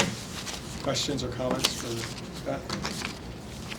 I want to encourage everyone to read the footnotes and make sure that it's understandable, because our goal was to get this so that when with those that were involved in the renegotiation of what this all means, that it's captured for whoever's serving on the board in the future. So if you don't think everything that happened in the year is encapsulated in those footnotes and in the follow-on pages, please let Beth know so we can get it updated before we completely forget it, how we ended up where we did. And there are some more documents that I'm working on. I've got draft format that we'll be getting together, Finance Committee, and kind of reviewing based on the feedback. Eric and Melissa provided some great feedback about getting all that documented. You know, a couple of the numbers that I was, you know, we were talking about when we met at the Capitol Conference, when I went back and looked, you know, it'd been a year and a half, and I didn't even remember everything exactly, right? So I think, you know, to Eric and Melissa's point, it's really important to get, you know, what took place and why and what the intentions were documented, and I have done that and have that in draft format, so we'll be talking more about that coming up. So the other thing that I wanted to share with the board, this separate little packet, and so just kind of a quick overview of the annual bond millage setting process. So going back to October of 2018, this board passed a resolution that earmarked additional funds from a new Grandview Yard compensation agreement to be used to offset bond millage. And we talked a lot about that last fall. You know, the board passed that resolution to get that, you know, that intent down, you know, on the record. And there were a lot of questions, you know, from the community and you know, asking us, well, you know, how do we know how much is going to be used, or how much of that TIF revenue is going to reduce the millage, how much is it going to be reduced, and how does that whole process work? And we talked at the time about, you know, the fact that every year we would present that information and share that with the community and share that with the board, and just give you a kind of a quick overview of how that works. So the first page here is basically it's what Baker Tilly, our municipal advisor, put together in terms of our bond millage model. So based on the structure of our bond issue and when those bonds mature and how that was set up, the projected millage that we will collect, or we expect to collect, is shown in this 2018 bond levy column. And we had a couple goals in mind when we were putting that millage model together. You know, one thing that we wanted was kind of even millage, so we didn't want, you know, our residents to see increases and then decreases and increases. So we wanted that to kind of be a steady millage amount. And then the other thing is, with the Grandview Yard renegotiation, we wanted to use that additional revenue to offset the millage increase to residents by half if we were able to do that. And so that was really a, you know, really a lofty goal, and we were able to meet that. So the first few rows of this table, I included a couple years of history here of how the old bond levy was kind of phasing down and how the new bond levy was phasing in, and what the total of the two were. So there were a lot of moving parts and a lot of you know, strategic decisions to get those two aligned, looking at the overall impact on our taxpayers. So in 2018, again, when that levy was passed, the millage was 1.66. The millage that was on the ballot, the bond millage, was actually 7.51.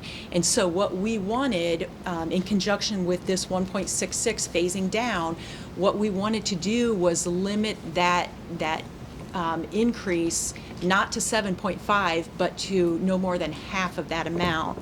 And if you look for 2019, the annual increase and looking at the total bond millage was only 2.81 mils. And you can see the projections for the rest of the term of those bonds is flat millage with one very, very small reduction. So, you know, there are a lot of assumptions that go into that model, that millage model, and we will need to take a look at that each year. But I just wanted to give everyone an overview of how this worked out for 2020, how we've gone through that millage setting process. So if you flip to the second page, and this is one thing that I talked a lot about last year when questions came up about this process. And what I said was, you know, the county auditor requires us to certify how much money we have in our debt service fund balance, how much our debt payments are going to be for the following year, and then if we have other funds that we have earmarked towards debt service.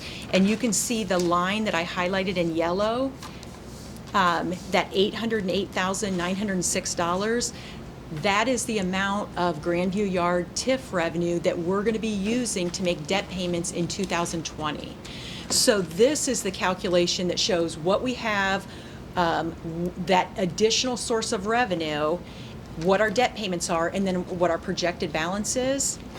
And I sent that to the county auditor's office on November 5th.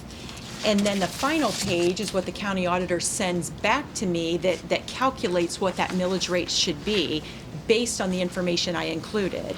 So if you look at the bottom section that says summarization of debt service fund activity, basically it takes into account that fund balance that I reported on the previous page.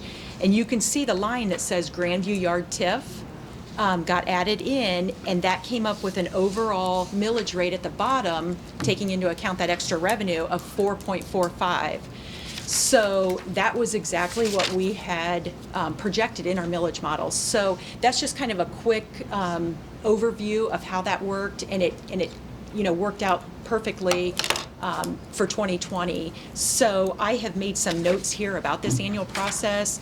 Every year this will take some coordination and some communication with the county auditor's office and working with them to take into account all the different factors in that TIF revenue.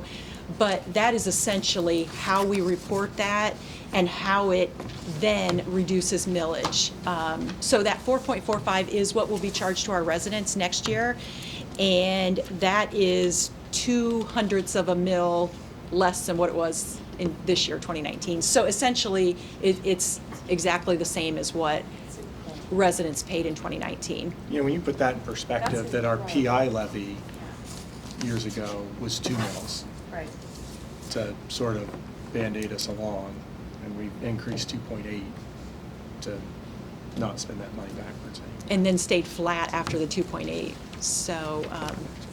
So anyway, it will take a little bit of, we'll have to look at these numbers each year based on how assessed valuation increases at the yard, how quickly development occurs, how much money to make sure what we're getting is on track with our projections. That other worksheet that I reviewed tonight, we were a little over our projections this year.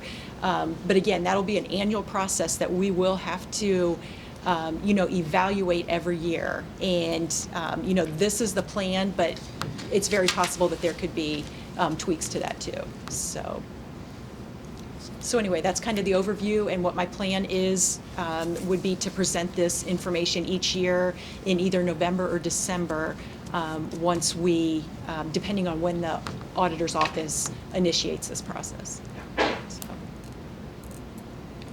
Thank you, Beth. I know Yeah. it was a lot of work, and Eric apparently says people fear me, but Eric has a lot of questions, so that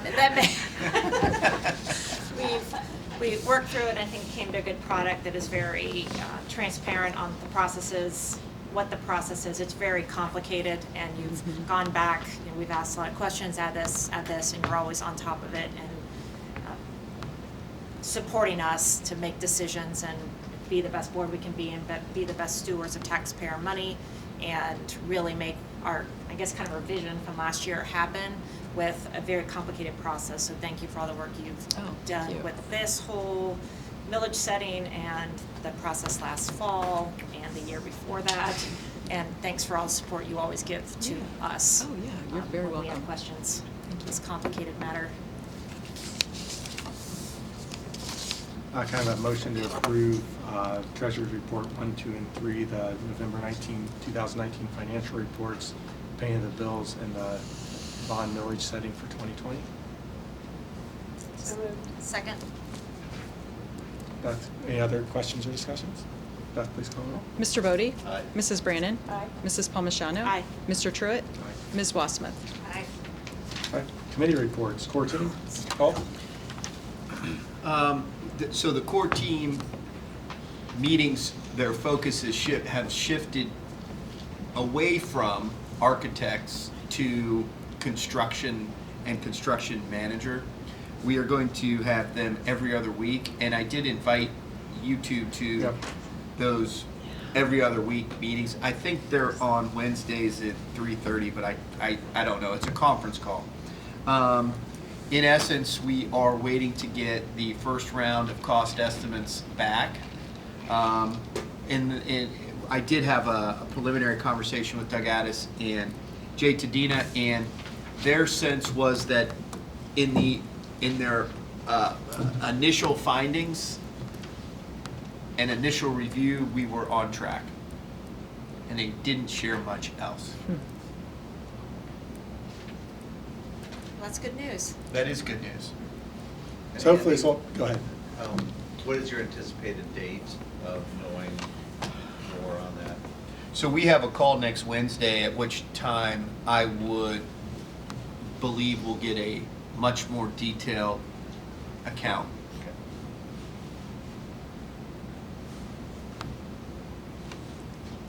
Finance Committee? Just to report that we had a whole series of discussions and back and forth with Marble Cliff over the abatement of property of the Fifth Avenue property, and very successful resolution. They decreased the abatement quite a bit, down to 50% abatement that was approved. At a Marble Cliff Village meeting, the developer was there, and they had some new partnership that allowed them to move forward at a lower level of abatement.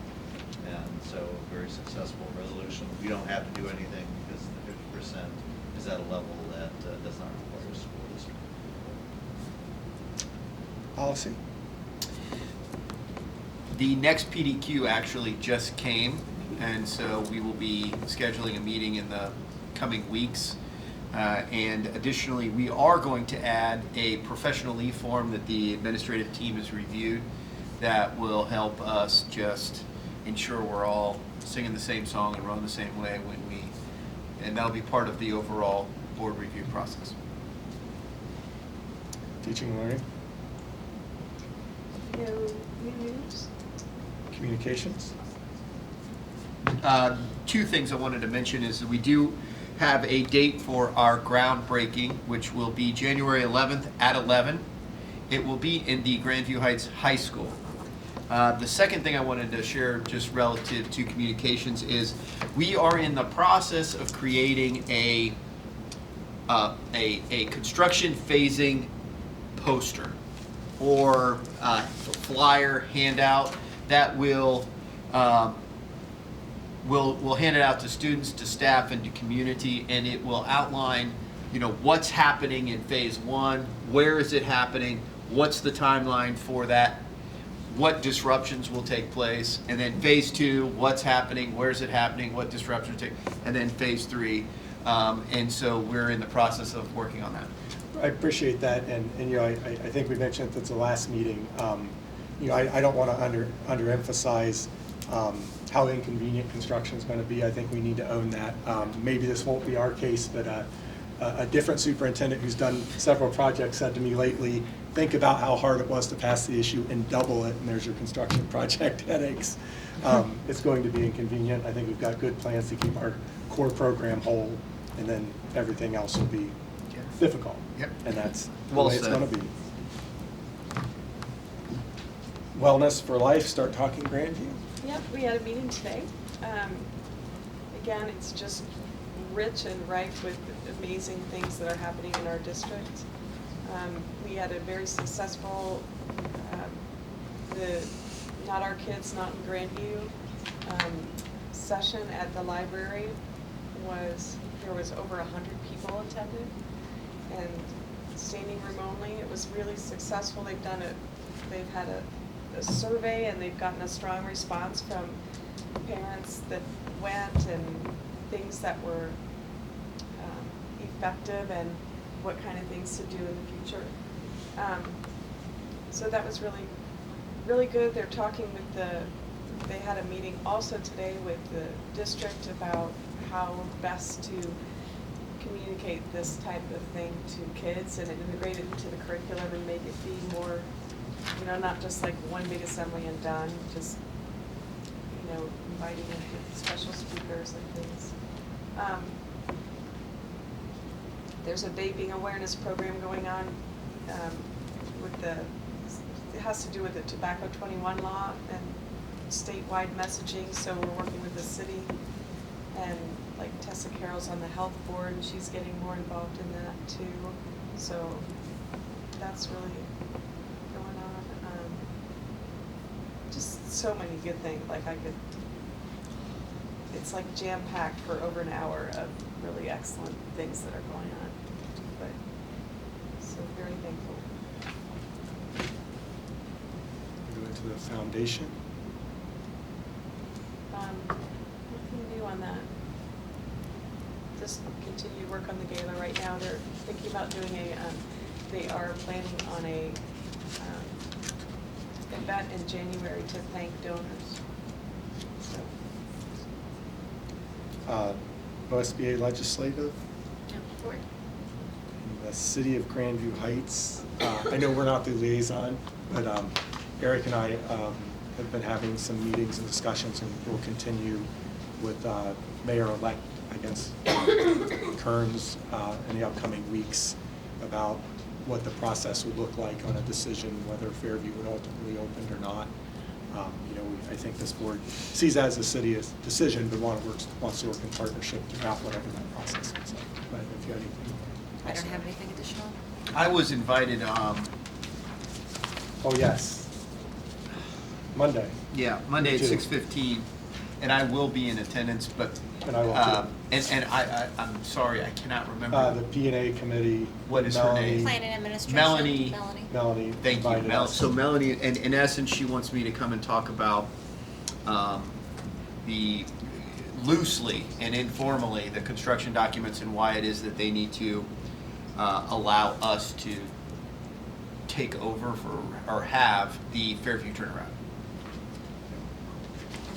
We don't anticipate. No. Any issues. Page 2. Any other cases? We are Flying in. Page 2. You want to do your first ever? No. Andy. So I'm just going to go real quick and say 3 things. One, signing day will be on December 18th at 11 o'clock at Grandview Heights High School. A shout out to Joey Bertani, who's going to play baseball at Ashland. Claire Bauer, who's going to play softball at Marietta. Hallie Gorski, who's going to play soccer at the College of Worcester. And Luke Lachey, who's going to play football at Iowa. And all 4 of those will be recognized on December 18th at 11 o'clock on signing day. So if you're able to make it, that'd be great. Save the date, as I mentioned, January 11th at 11 in Grandview Heights High School's gym for our groundbreaking ceremonies. And then the final thing I wanted to mention, this is the third, and it's a 2-part. We had a $250,000 donation to Grandview Heights Schools for site enhancements for outdoor learning spaces by Bill and Nancy Boardman. Bill is a 1959 graduate of Grandview Heights High School, and it has been a distinct pleasure and honor getting to know them in the last several months through this process. And Beth has been on many of the calls with me, and suffice it to say, it is humbling to speak to he and his wife Nancy. And I'm really excited because I've spoken to him now on the phone probably 24 times. We're going out to lunch this Friday at noon, so I'll get to meet face to face he and Nancy, and I'm really excited about that actually. And then secondly, the Sutphin through the Columbus Foundation donated $30,000 also, and that is their second donation. They donated $25,000, $30,000 2 years ago. So that second donation just came in like on Friday? A couple days ago. So very exciting. And again, these are going into a separate fund in our treasurer's office and will be spent in alignment to their intended outcomes as part of enhancements. Enhancements. Let me say it one more time. Enhancements to our project. And if I may add, I think it's important to understand that these have been unsolicited, and I think that speaks really highly to the folks who have made those to make those contributions. I mean, the contribution is obviously an amazing thing either way, but the fact that people knew we were doing this project and came to the school district to do that on their own. Yeah, I mean, if you want, I'll tell the story. You know, I would be happy to. Why don't 'cause I was we get to excited. that, and I'll let you tell that story. Okay. Anything else? No. All right. Board policy and procedure, do I have a motion for A1, A through Q, all final reading of board policy we've already had first reading for? So moved. Second? Any discussion or questions from the board? Beth? Mr. Bodie? Aye. Mrs. Brannon? Aye. Mrs. Palmigano? Aye. Mr. Truitt? Aye. Ms. Wassmuth? Aye. Business and finance, I would like to break up a little bit. If I could have a motion for B1 and 2, then and now certification in the Power School contract that I believe was emailed to you today. So moved. Second? Questions or discussions from the board? Beth? Mr. Bodie? Aye. Mrs. Brannon? Aye. Mrs. Palmigano? Aye. Mr. Truitt? Aye. Ms. Wassmuth? Aye. If I could have a motion for B3, A, B, and C to accept the donations from Bill and Nancy Boardman, the Sutphen Foundation, and then a few other items that are on there donated. So moved. Second. You want to tell your story? I don't need to. If you want me to, I mean, I really, no, I won't tell. It's fine. You can tell us later. Like, let him go home. Come on. All right. Any other questions or discussions or comments? Beth? Mr. Bodie? Aye. Mrs. Brannon? Aye. Mrs. Palmigano? Aye. Mr. Truitt? Aye. Ms. Wassmuth? Aye. Those are the best votes. Under personnel, we have 10 items, and then we also have volunteers after. I would entertain a motion for C1 through 10 and D1. So moved. Second. Questions, discussions, comments? I think important just to point out, yeah, the principal job description, that's a big undertaking for next fall. Thank you for getting that put together and getting the timeline in order to make that important hiring decision.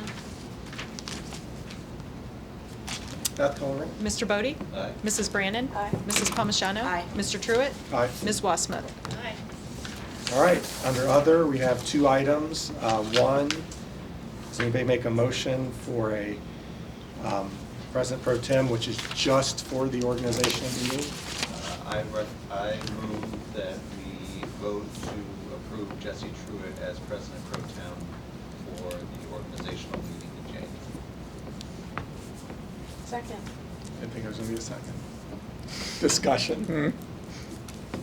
Beth? Mr. Bodie? Aye. Mrs. Brannon? Aye. Mrs. Palmigano? Aye. Mr. Truitt? Aye. Ms. Wassmuth? Aye. Beth, how long do you need for your budget hearing? 15 minutes. Could I propose that we do an organizational meeting on Wednesday, January 15th at 7 p.m. and do the budget hearing at 6:45? Kevin, did I ask you if the 15th works for you? I asked Emily, I didn't ask you. Sorry. Doesn't that have to be before the 15th? By the 15th. You guys said the 15th would 15th work, is right? okay, yeah. So it's okay if it's on? On the 15th, yeah. Give a thumbs up, let's do it. So I have a motion. Is that as a thumbs up? Let's do it a motion for that. I think Kevin, yeah. That's really good. Okay. Motion for January 15th at 7 and the budget hearing at 6:45 by Molly. Is there a second? All right. Questions or discussion? Beth? Mr. Bodie? Aye. Mrs. Brannon? Aye. Mrs. Palmigano? Aye. Mr. Truitt? Aye. Ms. Wassmuth? Aye. At that meeting is where we'll set the calendar for the year, the officers for the year, a lot of other pretty important things, but, so, you know, make sure to bring your calendars to that in particular, and we'll typically look at I mean, it's up to you guys what we want to do, but typically look at a weekend work session also, sometime in that first month or two is pretty important. So, any other items for discussion from the board?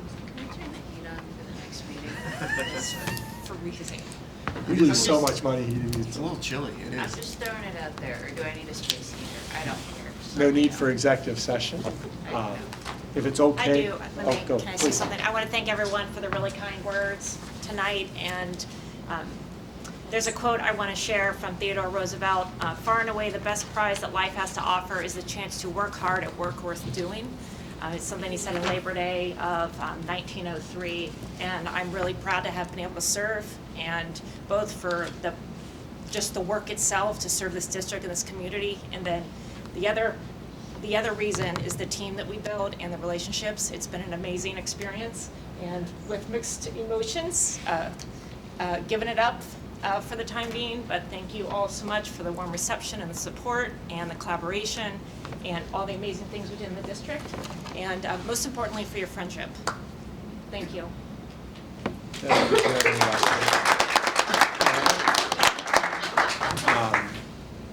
Either one of the two of you like to make the motion for adjournment? You have 8 years.